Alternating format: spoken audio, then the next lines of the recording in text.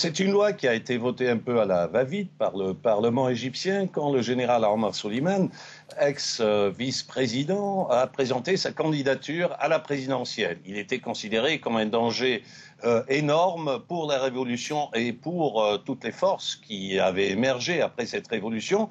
Et donc cette loi dit spécifiquement qu'il est interdit et sont privés de leurs droits politiques le président de la République, le vice-président, le Premier ministre, ainsi que tous ceux qui ont fait partie du comité politique du parti, c'est-à-dire pour avoir aussi le fils du président, Gamal.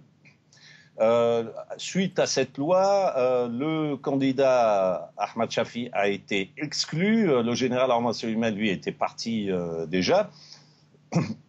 Et donc, tout allait bien jusqu'au moment où la haute commission électorale a décidé de réintégrer le général Ahmad Shafi sous prétexte que la loi pourrait être anticonstitutionnelle. Résultat, le général Ahmad Shafi est arrivé second au premier tour.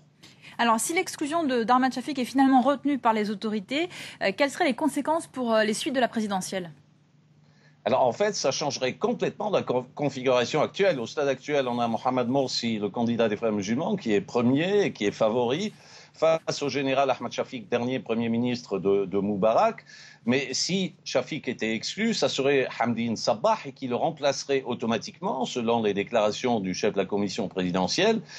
Hamdine Sabbah, lui, pense être assuré des voix de tous les autres candidat à la présidentielle, qui était d'ailleurs avec lui à la place Tahrir, que ce soit Abdelmonem Al-Foutouh, qui avait obtenu à lui seul 4 millions de voix, plus les 5 millions de Sabbah, et ça fait déjà 9 millions, et il écrase Morsi, d'autant plus que ceux de Shafiq vont le rejoindre.